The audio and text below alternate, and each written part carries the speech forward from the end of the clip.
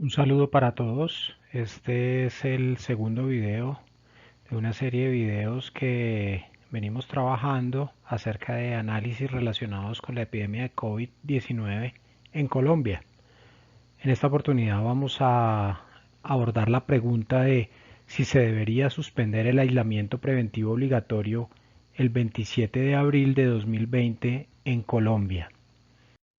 Como les comentaba, es el segundo de una serie de videos. El primero abordamos la pregunta de si habían funcionado las medidas de aislamiento hasta la fecha. Los interesados pueden verlo en el link de YouTube que dejo ahí en la presentación. El contexto actual de la epidemia COVID-19 el 13 de abril de 2020 en Colombia nos trae a una cifra de 2.852 casos confirmados. A la fecha también tenemos 112 muertes reportadas por COVID-19. En el país hoy en día tenemos 324 personas hospitalizadas, se han recuperado 319 personas y en la unidad de cuidado intensivo tenemos 106 personas que corresponden al 3.7% de los casos.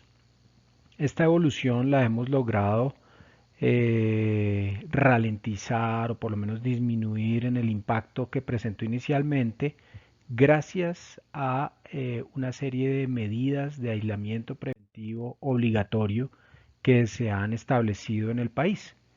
En esta lámina quiero presentarles cómo ha sido la dinámica del número reproductivo básico de la epidemia en Colombia.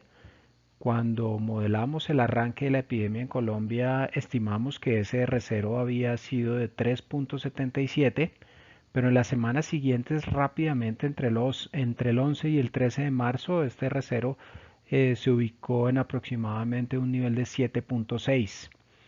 Allí se empezaron a producir una serie de medidas por parte del gobierno. En primer lugar, suspender las clases, aislamiento de los adultos mayores, cierre de fronteras, limitación de eventos, etcétera, y logramos reducir hasta un 3.22 con las primeras medidas y 6 días después y progresivamente entre el 26 de marzo y el 1 de abril, luego que se diera una medida obligatoria de aislamiento en Bogotá, logramos un R0 de 2.03 y más adelante la cosecha máxima de reducción en el R0 probablemente asociado con la cuarentena o el aislamiento obligatorio en el país, nos permitió alcanzar un nivel de R0 de 1.22 que es el que estimamos a la fecha tiene el país. Entonces, la pregunta de si levantamos la cuarentena, pues nos dará un efecto esperado. Probablemente el 27 de abril, si se levanta la cuarentena, inmediatamente se generará un mayor nivel de interacción entre las personas y este mayor nivel de interacción entre las personas se va a ver traducido en un incremento del R0, un mayor número de casos nuevos, un mayor número de hospitalizaciones, un mayor número de hospitalizaciones en cuidado intensivo y obviamente un incremento en la mortalidad. Esperamos entonces que se produzca un efecto regresivo, saltando inicialmente a un R0 donde mantendríamos algunas medidas activas, que es lo que ha planteado el gobierno proponiendo un aislamiento inteligente. Entonces esperamos que haya una regresión a un R0 de 2.03 y posteriormente a un 3.22 que fue el que se logró en el país con las primeras medidas que se tomaron cuando arrancó la pandemia. Si ese escenario se da, hemos modelado lo que ocurriría en términos de nuestra curva de infecciones en el país. En esta lámina, entonces, en anaranjado les muestro la tendencia que tendría nuestra curva de la epidemia COVID si mantuviésemos la cuarentena. ¿Y qué pasaría el 27 de abril cuando se levante la cuarentena? Si nos ubicamos el 3 de mayo, digamos que hasta ahí mantendríamos el mismo efecto por el rezago que trae la infección en términos del periodo de incubación, etcétera, pero a partir de ese día empezaríamos a ver un incremento ostensible en el número de casos, modelando un R0 de 2.2 hasta aproximadamente el 9 de mayo, ahí sin cuarentena, digamos que ya vemos cómo se van presentando un incremento tan importante en los casos que llegaría a hacerse exponencial el 15 de mayo y en fechas subsiguientes en los datos tenemos presente hasta el 31 de mayo del 2020. Entonces pasemos esto a cifras claras.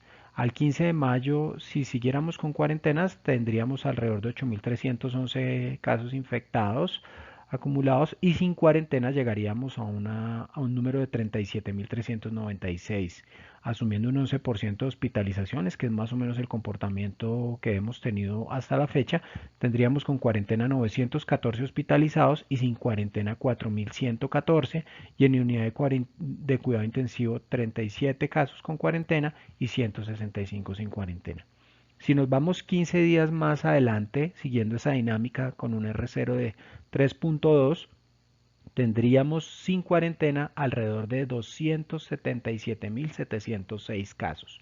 Probablemente este escenario ya nos estaría poniendo en aprietos el sistema de salud, estaríamos probablemente con servicios colapsados, tendríamos alrededor de 30.548 hospitalizados con diagnóstico de infección por coronavirus y en unidad de cuidado intensivo tendríamos alrededor de unos 1.222 con el crecimiento exponencial que se seguiría esperando para este comportamiento. Entonces, las medidas de aislamiento han logrado disminuir la velocidad de la epidemia en Colombia, por supuesto, ya lo habíamos mostrado y hemos llegado a un R0 de 1.22. Entendemos que es razonable querer levantar la cuarentena. Obviamente el gobierno tiene la obligación de balancear estas medidas de proteger la vida también con las medidas económicas y sociales. Y se entiende también que levantar la cuarentena tiene un objetivo de dinamizar algunos sectores.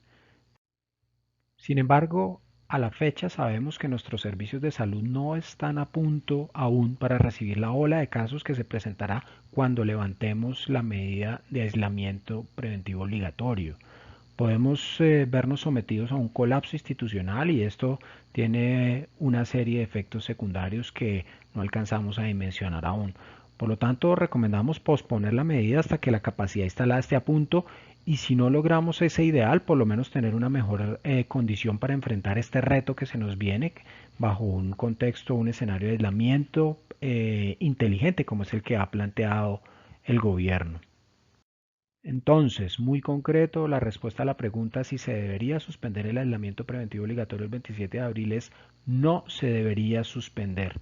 Recomendación, deberíamos prorrogar al menos 20 días más y esto en un escenario, digamos, muy optimista porque pensamos que inclusive se podría requerir un poco más, pero por lo menos 20 días van a dar tiempo adicional para que los servicios se sigan preparando, el gobierno se siga preparando, las instituciones y toda la sociedad en su conjunto siga entrando en conciencia de lo que representa esta epidemia en un país como el nuestro, en Colombia. Esperamos que esta información sea de utilidad. Seguiremos produciendo análisis para mantener informada a la comunidad en general, a la comunidad académica, a la comunidad científica. Muchas gracias.